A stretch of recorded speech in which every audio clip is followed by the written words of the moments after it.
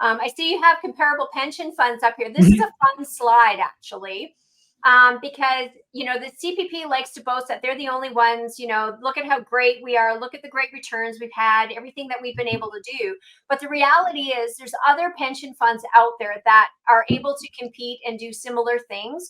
Anybody who works in the industry, this is not rocket science to them, buying and selling and opportunities. Really what you want with a pension plan is access to opportunities, right? So they say, oh, you need to be large to weather the storms, and you need to be large because you want to, you know, to money, the amount of dollars in there makes sense. Well, 590 billion is only good from a standpoint, in my perspective, that of getting access to opportunities. And if Alberta had, you know, 334 billion of that, if they even had $3 billion, you're going to get access to opportunities, right? But this is where I came back earlier to 22 million members. If you take a look at, for example, the Ontario Teachers Pension Plan here, it's only $250 billion, but it only has 336,000 members. That's $744,000 per member. The Canada Pension Plan has $590 billion in assets under management, but it has 22 million contributors, members. That is only $28,818 per member. Does that sound like it's very financially secure to you?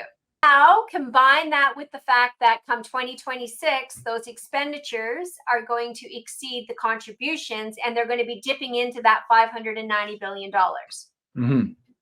So I was just going to say, just reminding me here, when I look at Ontario Teachers Pension Plan, the BC Investment Management Corps, Ontario Municipal Employees Retirement, I look at these different pension plans, and I think about the people in Alberta who are lamenting the Alberta pension plan. Don't take my CPP.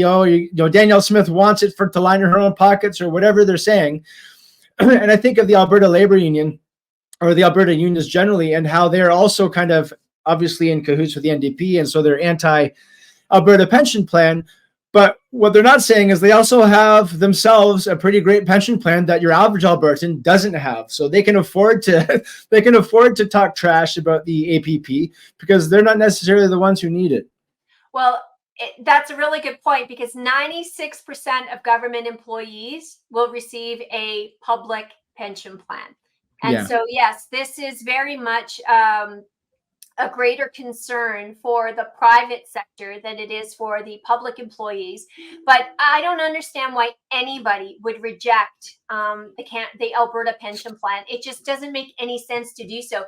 We could significantly reduce our risk by going with an Alberta pension plan rather than staying with a Canada pension plan. And every Albertan, every single Albertan here in Alberta would benefit from that. Whether you're with a union, whether you're got another pension plan, this just would help secure your financial, future that much more. That's right.